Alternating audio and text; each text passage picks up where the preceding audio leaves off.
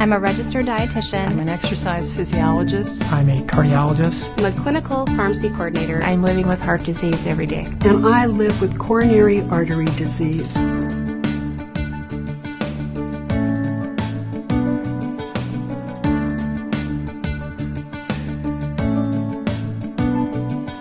Diagnostic tests are used to help us decide what a particular symptom is coming from.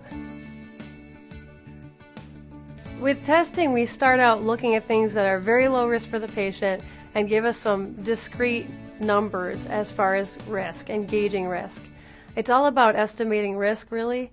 And so we look at things like blood pressure, cholesterol, heart rate. We look at family history and things like that we can assess without doing anything terribly dangerous to the patient. And then if they have symptoms and then they have something questionable with their risk, and the symptoms are compelling, we can order other tests. So there are non-invasive tests and there are invasive tests. Non-invasive tests are ways that we can look at a patient's particular symptom or cluster of symptoms and risk factors and decide, do we need to move on this and do something invasive and riskier, or is this something that is stable and we can modify risk factors and this person will be okay? Non-invasive testing involves not inserting anything other than a blood draw or an IV into the body. That's running on a treadmill, doing a stress test, getting a pharmacologic stress test, taking a picture of the heart afterwards. An echo, getting an ultrasound of the heart, getting an EKG, that's non-invasive. An EKG is a test that involves putting stickers on the chest and looking at the electrical pathway through the heart. It's non-invasive and fast and completely painless. Stress tests are tests that look at what happens to the heart with exercise, or what we call stress. So we put people on a treadmill, get the heart rate up, the blood pressure up, and then we look at how the heart handles that.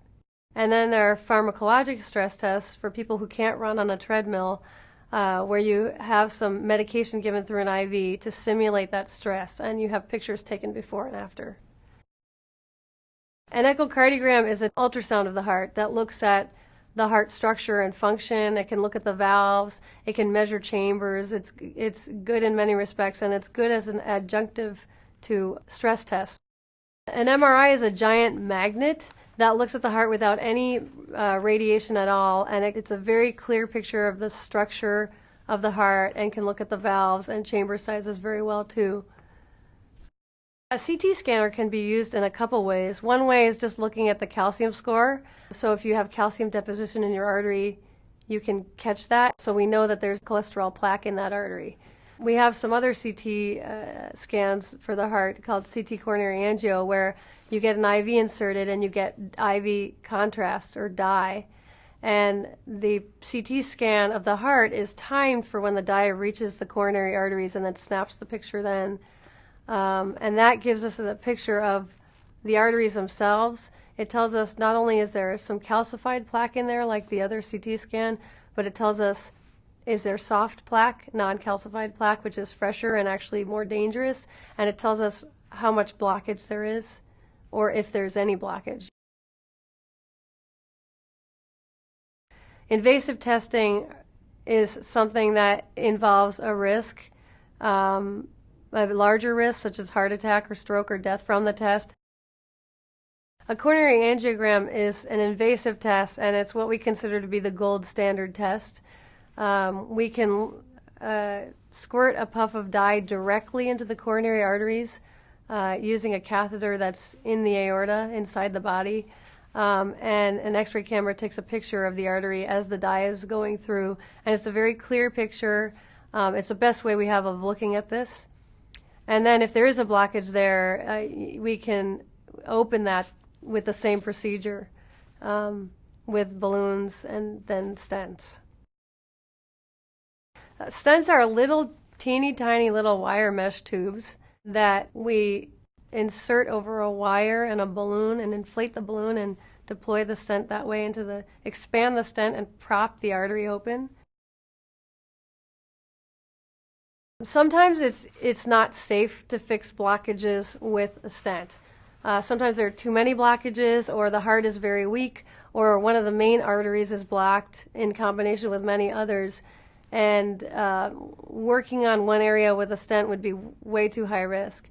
And in some cases, we recommend that patients have coronary artery bypass graft. And that's open heart surgery where the blockage is bypassed by using either a vein or an artery in the chest. And the vein is sewn from the aorta down onto the coronary artery past the known blockage, thus the term bypass.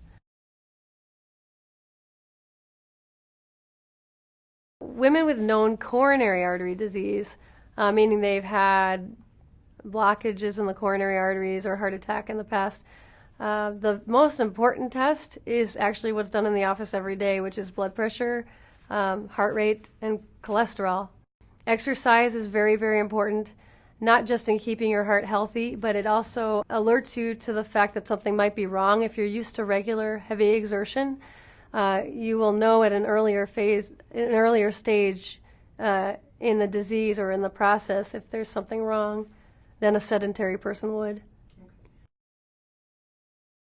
In general, we don't go ahead and do tests unless there's a problem or a question. And so if you know your body and there's some kind of a change, symptoms can be checked, and there are things that we can do to rule out an impending coronary event or rule out coronary disease. And so if you're having some new or different symptoms, and functional symptoms, meaning things brought on by activity, those are very important to assess on a timely basis. My name is Dr. Betty Gray. I'm a cardiologist with the Minneapolis Heart Institute.